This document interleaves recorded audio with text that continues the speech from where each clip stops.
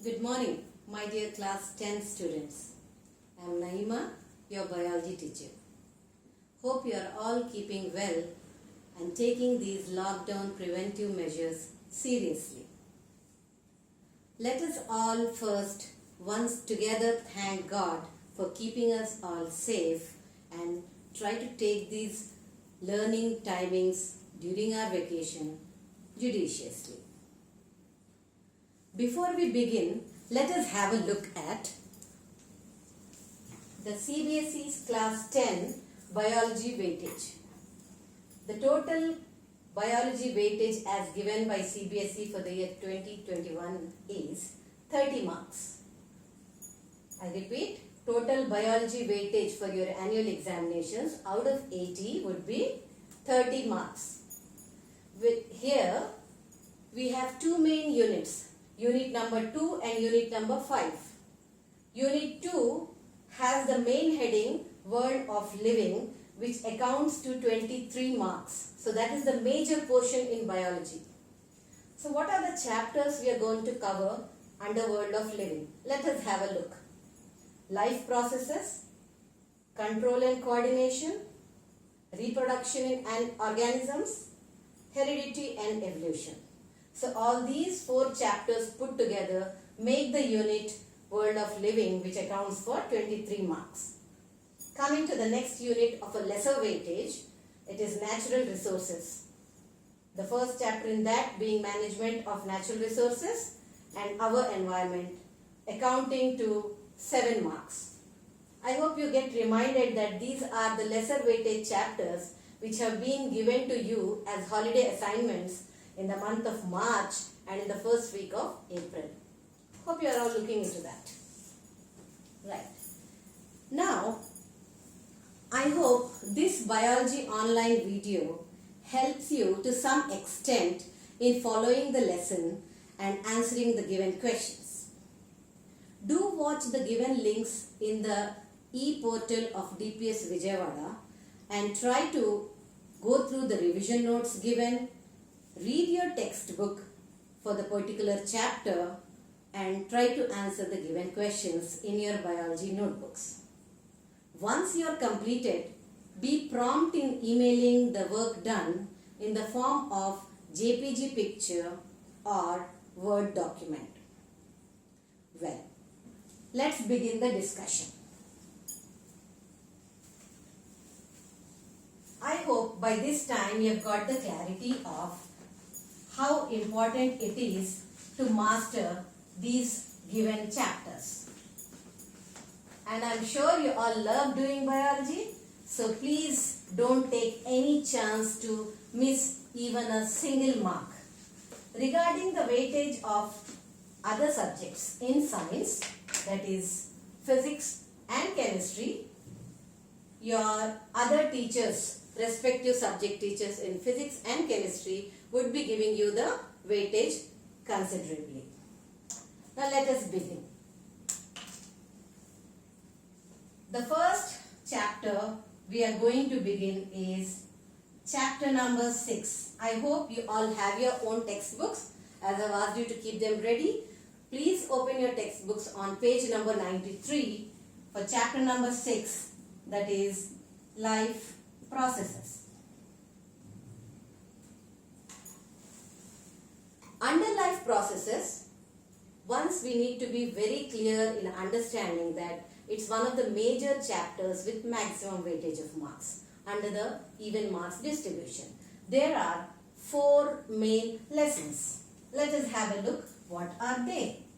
They are nutrition,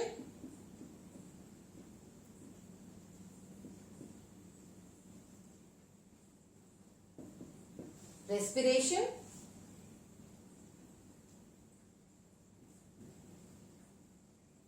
transportation and excretion.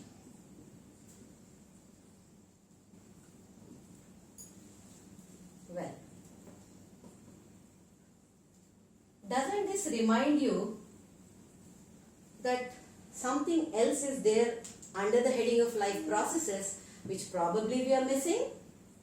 Guess what? Yes, you got it right. It is reproduction.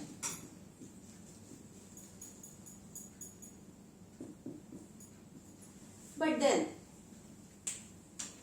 reproduction isn't included for our study under the heading of life processes. Why do you think so?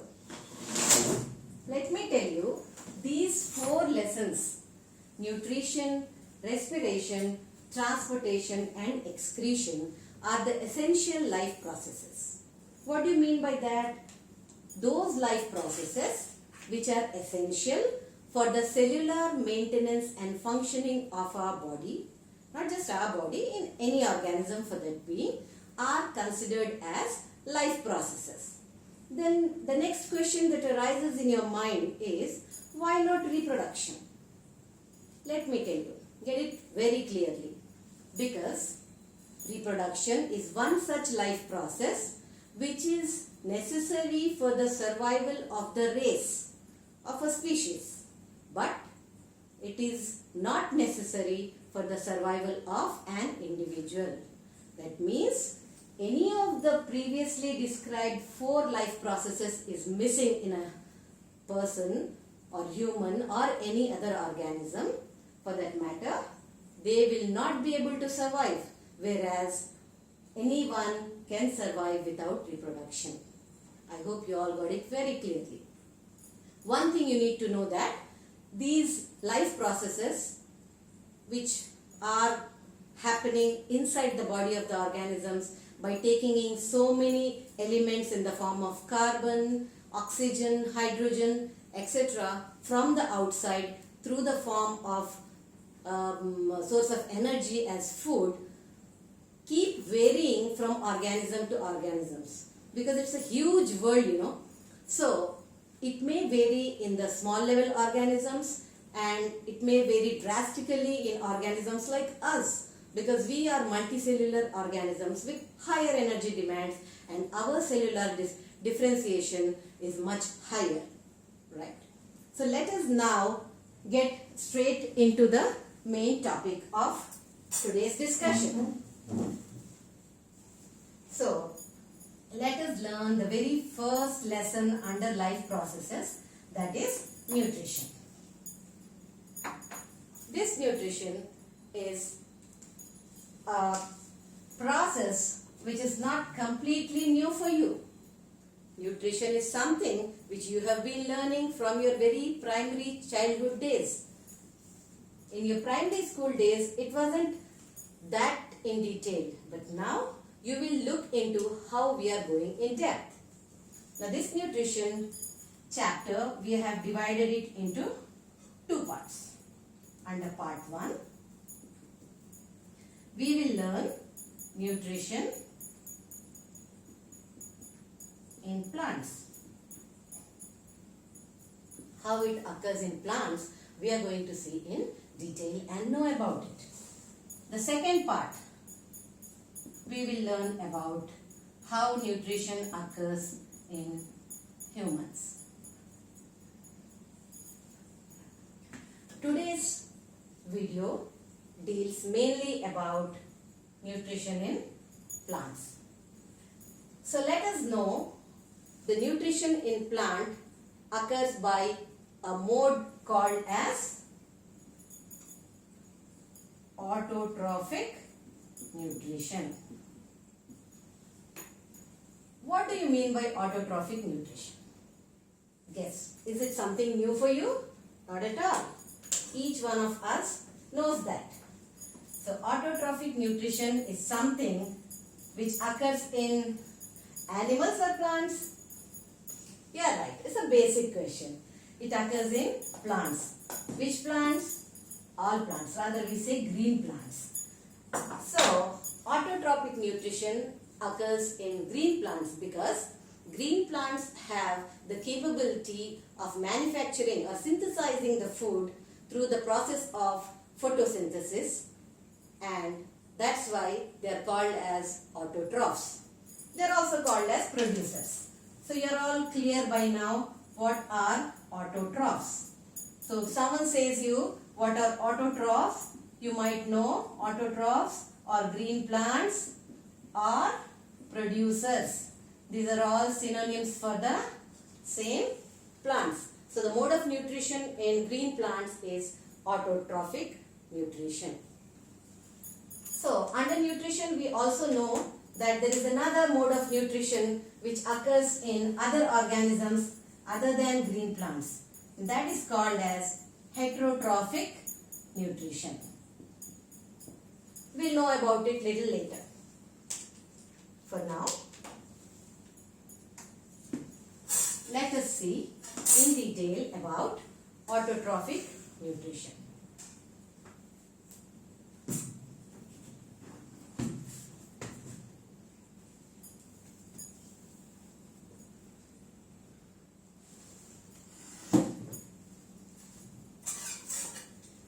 Autotrophic nutrition is that mode in which the green plants prepare their food by the process of photosynthesis. So how does photosynthesis take place? You have already learned in your primary school days that the carbon dioxide is taken in from the atmosphere, it combines with water, and then in the presence of sunlight it forms what? Carbohydrates. You are right. And little oxygen and water is released. But now we have to learn very clearly how exactly it's happening. So you can see the equation. Please make a note, children. It's very important to learn this equation, because when this question comes, then you are asked to mention even the equation. So 6 carbon atoms and make carbon dioxide and 12 atoms of water. In the presence of sunlight, the chlorophyll helps it absorb, and then they form carbohydrates, that is C6H12O6. Carbohydrates are nothing but glucose with the release of oxygen and water. Now you are all superiors over your juniors, right? So you need to also know whether the equation you have given is balanced or not. So as you all are good at chemistry, I am sure you will quickly catch it. So let us see whether the number of atoms on the side of reactants are equivalent to those on the product side. So 6 atoms of carbon on the reactant side, we can see here, and 6 on the product side. So carbon is balanced. Coming to oxygen. So we know we take it this way. Multiply 6 with 2, that is 12 oxygen plus again 12 oxygen. 12 plus 12 accounts it to 24 oxygen. Now let us see how many oxygen atoms are there on the right hand side, that is the product side. We have 6 here, then 6 into 2, 12.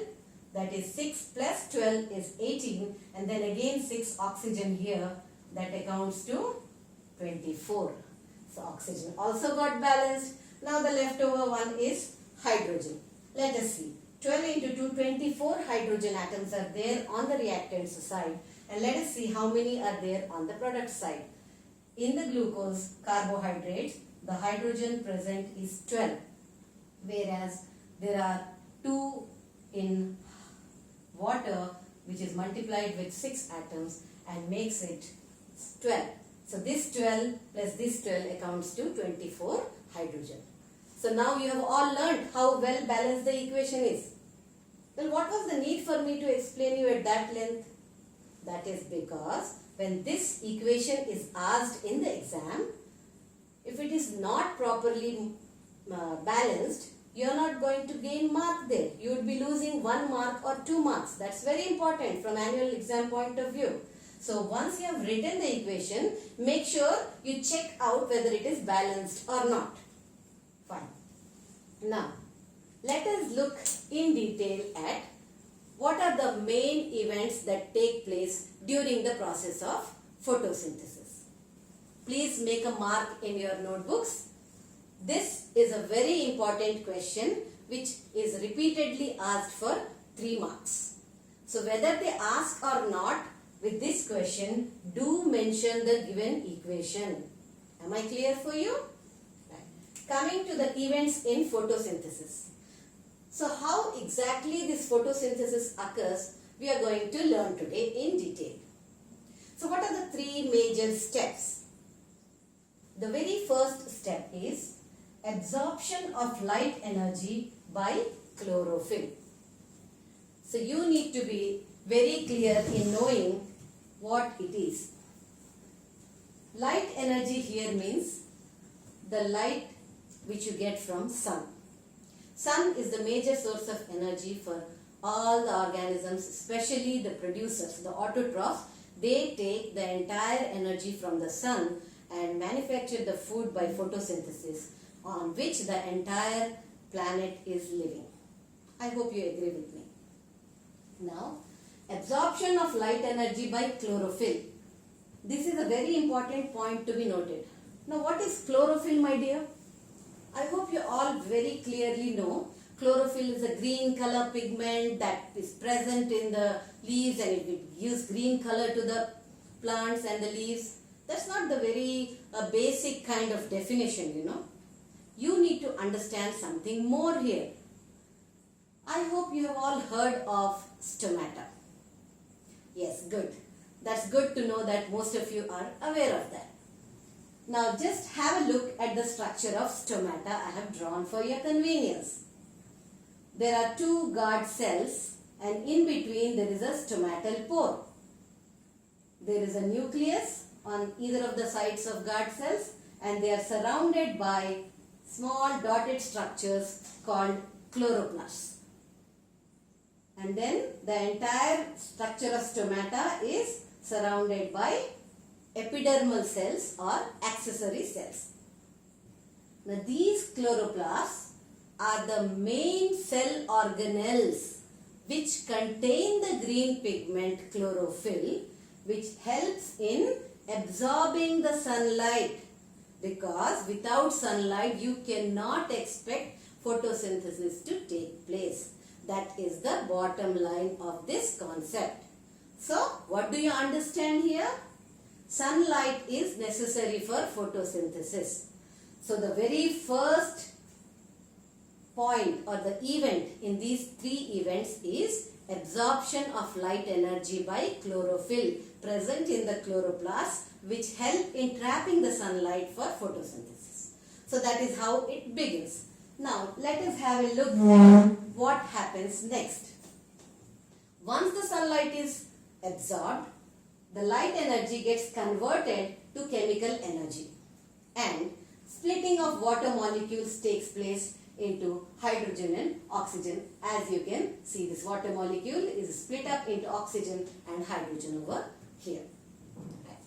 Now, once that happens, the carbon dioxide which has been absorbed from the atmosphere, which has been taken from the atmosphere, that gets converted to carbohydrates. So what are the carbohydrates you are seeing in the equation? It's written in the form of C6H12O6. That is the formula for glucose. Glucose is nothing but a carbohydrate. When it comes to plants, you call it as starch. Let me make you note down one very important point. Please note it down in your notebooks, children. When the food formed in the plants is in excess, it gets stored in the form of starch. Please make a note. The excess of food formed in the plants gets stored in the form of starch. You may wonder, I can read your minds, what's the next question cropping up, though it's little unrelated presently. How does the excess of food in animals get stored, ma'am? You would have asked me that, isn't it? Yes, let me tell you, when the food is in excess intake in animals, it gets stored as glycogen. It gets stored as glycogen, right? So we'll learn about it later. Now, you need to know something very important here. As per the CBSE's practical syllabus, we have an experiment related to this here that names as sunlight is necessary for photosynthesis. which we will be taking up shortly once our school reopens. Fine. Now let us proceed ahead. We have the second type of nutrition called heterotrophic nutrition. In heterotrophic nutrition, the organisms are unable to prepare their own food like plants. Therefore, unlike plants, they depend on other organisms, be it directly the plants or some other means to prepare their food. So let us see what are the different ways in which heterotrophic nutrition occurs. Briefly, heterotrophic nutrition has been divided into three main types: saprotrophic nutrition, parasitic nutrition and holozoic nutrition. Let me just give you a brief gist about it. Saprotrophic nutrition is a type of heterotrophic nutrition in which organisms like fungi depend upon dead and decaying organic matter to derive their nutrition. I hope you got it clearly. Coming to the next type of heterotrophic nutrition, which is parasitic mode. This parasitic mode of nutrition takes place in organisms like Cuscuta, which is a plant parasite, and organisms like tapeworms, which is an animal parasite. Then the third type of nutrition is holozoic nutrition. Holozoic nutrition is something which is very important from this point of chapter. So I am marking a star over here. Okay. So I am just gonna brief you today about it.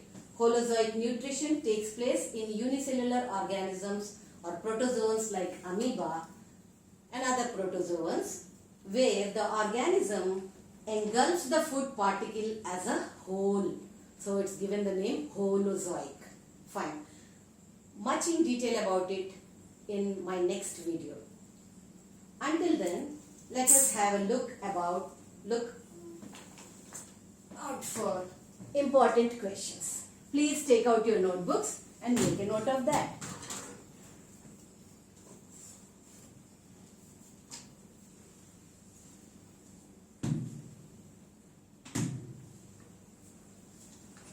I have given a short account of questions, very important questions as per CBSE's point of view. I want you all to make a note of these in your notebook. So please take out your notebooks and try to make a note of this. Take down the very first question. I hope you are all getting it clear. I have tried my best to make you feel comfortable. Hope our ways of making your studies convenient in this online video manners are going to help you out in some extent. So please note down the first question, or if possible you can take a snapshot. First question is, what are life processes? Why are they considered essential for life? Give examples. Please make a note of it. Coming to the second question. Differentiate between autotrophic and heterotrophic nutrition. This is something very simple. You have already done it in your grade 7. The third question is, describe the 3 events occurring during photosynthesis. Support your answer with an equation. This is what I was telling you while explaining.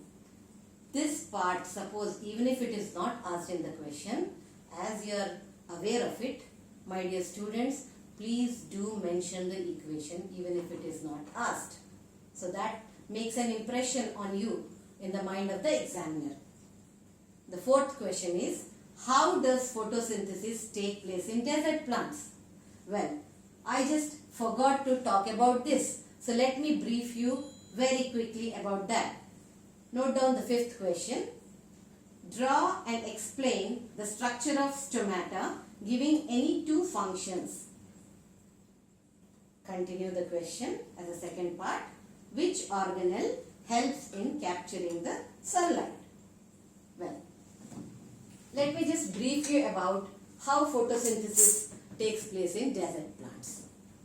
You all know very well, desert plants do not have normal leaves. What happens to their leaves? They are modified in the forms of spines.